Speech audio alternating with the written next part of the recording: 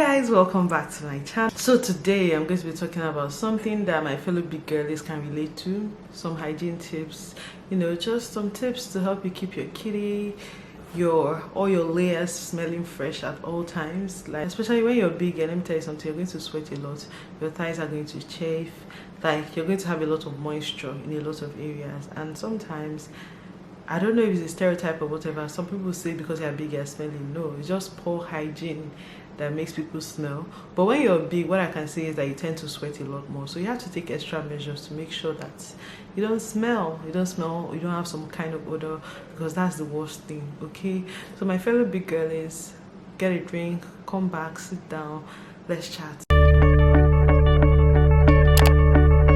So first things first, if you're looking for one kind product that has a nice scent that you can use that can automatically make you stop smelling or can prevent odors, I don't have that recommendation here.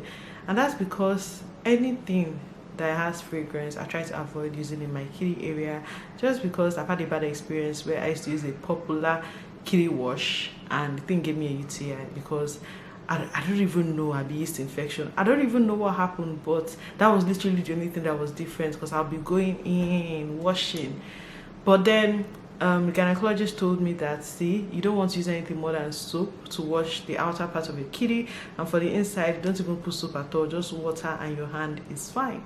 Okay, so please avoid all those scented products for down there. You can actually strip your kitty of all the natural bacteria and then leave it feeling just dry and open for attack from all these bacteria. So I digress. But anyway, today I'm going to be giving you some hygiene tips overall so that your kitty doesn't smell, so your underarms don't smell. As a big girl, you have to be cautious of these things. I know some people say, oh, big girls smell. I've never had that problem. Hopefully I never will, but I just have some practical steps that you can do to help you as well, in case you have that problem or you've experienced something like that in the past. Let me tell you something. I know what it feels like to have your thighs chafing. It's so freaking annoying. And then in a humid country like Nigeria, like we sweat a lot in this country, it's very annoying because everything is just going to be slippery, and then you're not going to leave print marks on your clothes. So when it's hot outside and you're sweating, like your thigh region, like your folds, everything, if you're not wearing a tight, you're going to regret your life. So my number one tip for big girlies is to wear tights. So long as you're wearing a dress, anything that has to do with like your lap joining together, anything that will make your thighs just join together, wear tights. It's cheap, there's free ones, there's tight ones, whichever one you want to buy, you can buy. But if you even want the one that have bum, you can also find it. So please always wear tights, because number one, it's not just to hold your body together, it's not just to prevent tight chafing, it also absorbs all the sweat. The number one thing you want to do as a big girl, if you're trying to maintain hygiene or keep yourself clean, is to minimize sweat. Obviously we sweat a lot. Me, I sweat a lot. I sweat all the time. You guys can even see it on the channel on a lot of my videos. Once the AC is not blowing me on 100%, I will sweat. Once I'm moving up and about, I'll sweat. That's the same for a lot of girls out there. So you want to do things to minimize the sweating. So things like tights, it really helps a lot.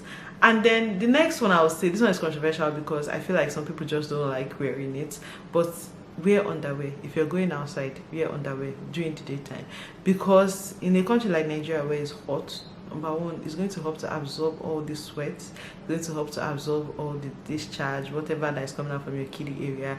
Usually that sweat combined with discharge is what usually adds to the smell. Okay, so if you want to keep your kitty, you want to keep your girly feeling and smelling clean, you definitely want to wear underwear when you're going out, just to help to absorb all the sweat. I know people that are small, people that are petite can go ocean free. You yourself, you can go ocean free sometimes, especially if you know you're in an air-conditioned space and you're not going to be gone for long. But if you're trying to avoid that sweat smell, just wear underwear. Even if it's just tight alone, just wear, but wear something to absorb the sweat. Okay, another thing is you want to shave regularly. Okay, like shave. Even if you don't shave, wax, do whatever rocks your boat, but trim whatever you can, just trim the hair there, because you see, when sweat gets trapped in there and then there's a lot of hair, it also adds to the smell, and you don't want that. You want to keep it as clean as possible. And so please shave, please wear underwear when you're going out, please wear tights. It really helps a lot. Another thing is, I've seen somebody spraying deodorant there, because their thighs are chafing and it's apparently supposed to help. You know, I get the logic. Since you use deodorant on your underarms, you might as well use it down there, but please don't. As I said, it can be very dangerous when you use all these things. See witch's hazel.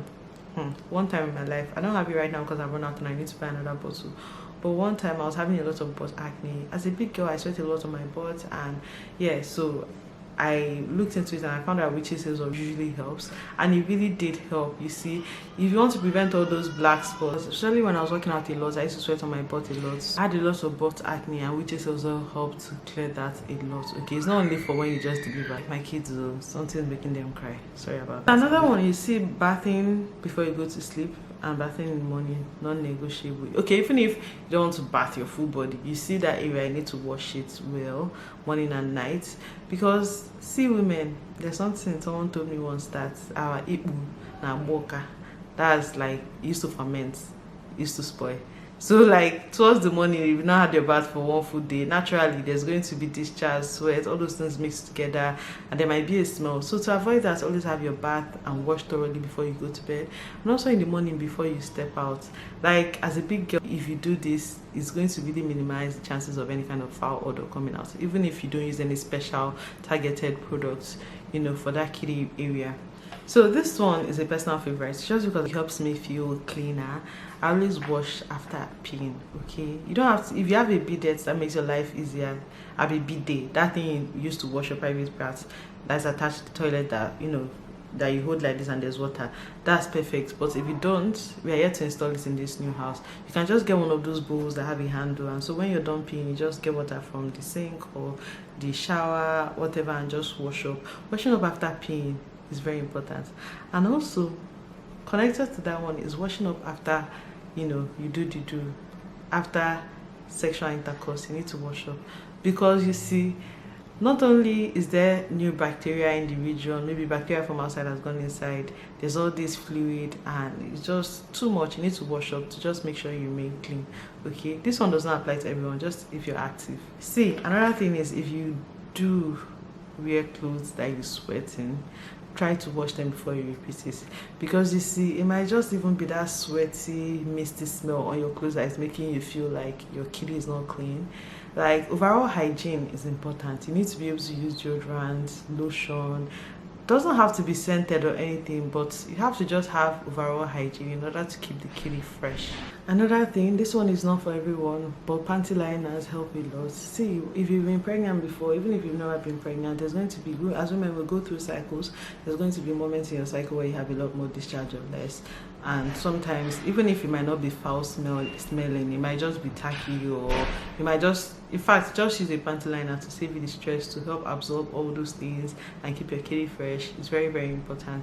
But anyway, guys, I don't know if I covered everything. I feel like these are just things that I've done particularly to help keep my kitty fresh as a big girl.